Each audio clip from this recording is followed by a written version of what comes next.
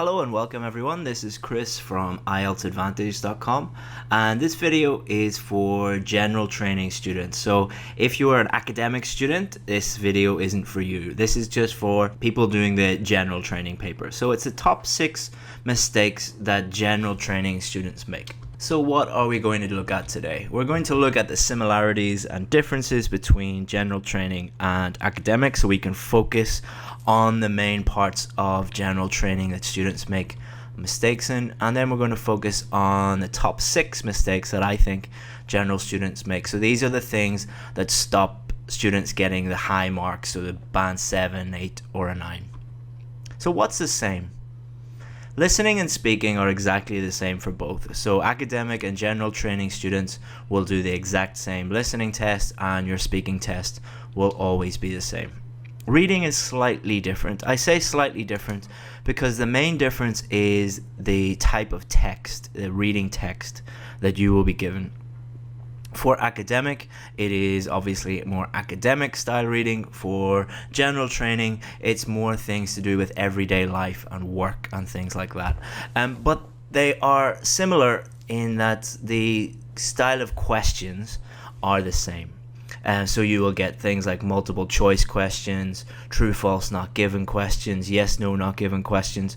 They're exactly the same for general training and academic, and they require the same type of skills.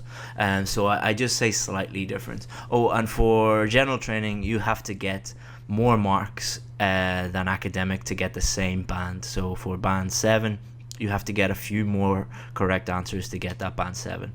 Why? Because they think that the reading texts are a little bit easier for general training. Also, task 2 writing is the same for both.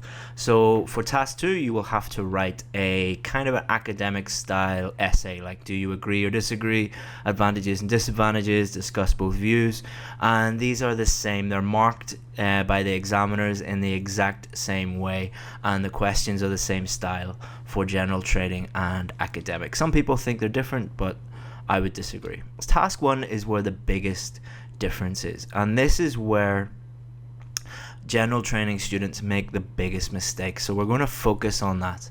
So general training students must write a letter to a friend or a colleague, co-worker, or stranger. So it's just a normal letter. You will be given a situation and you have to write a letter about that. So what are the top 6 mistakes when students are writing these letters? The first one is about tone. So a formal or informal tone. And you must use an appropriate tone throughout the letter. So the 2 key words there are appropriate. So it must be, if it's a formal letter, it must be formal. If it's informal, it must be that. And it must be throughout the letter. So you must be consistent. If you don't do that, you get lower marks. Paragraphing. Each paragraph should be clear and have a separate purpose. So lots of students just push all the paragraphs together, or they put the first paragraph and the second paragraph together, or they're not clear. It's not really clear where one paragraph ends and the other paragraph begins. So each paragraph must be on a new topic, a separate topic. Development. Each point must be developed properly. So lots of students, just for maybe 1 or 2 of the bullet points, you'll be given bullet points that you have to write about, and they'll only write, say, 15 or 20 words for one of the bullet points.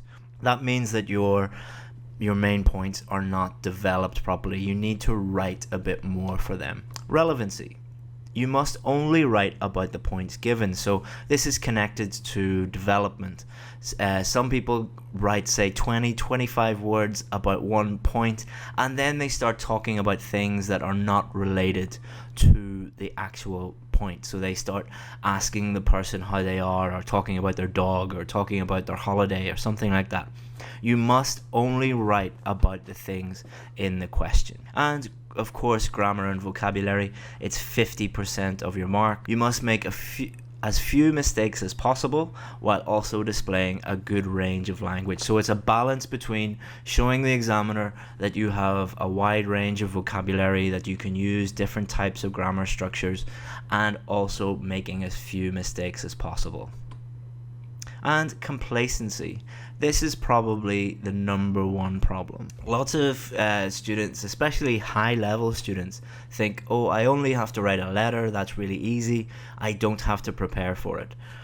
And that's a big mistake. So it is easier than academic, in my opinion. You don't have to deal with all the graphs and the charts that they have to deal with, but that doesn't mean you don't have to prepare. So even the best students might make 2 or 3 of these mistakes, these 6 mistakes. And if you make 2 or 3 of them, you're going to get a lower mark. And it's really easy to fix these mistakes. I think this is probably the easiest part of the whole exam. It's easier than speaking, it's easier than writing task 2, it's easier than listening, because these mistakes are so easy to fix, and you can fix them in just a matter of hours. Grammar and vocabulary, of course, you're going to need a lot more than a couple of hours, but tone, paragraphing, development, relevancy, if you have a good teacher showing you what to do, then it's really easy to fix these mistakes, and it will give you a far higher chance of getting a high mark. Because even if you get a really high mark for task 2, but you make lots of mistakes in task 1, you're going to struggle to get one of those higher marks. So thanks very much. If you just look below this video, you'll see a red box offering you a free Band 9 sample answer, just to see what I'm doing, what I'm talking about in action. So feel free to download that. We'll send it straight to your inbox. And if you want any more information, go to my Facebook group. On the Facebook group, we have live Q&A sessions. We have a Facebook group where you can chat with other students. Lots of great things there. Okay, so thanks very much. I hope you find this useful, and I'll see you again. Bye-bye.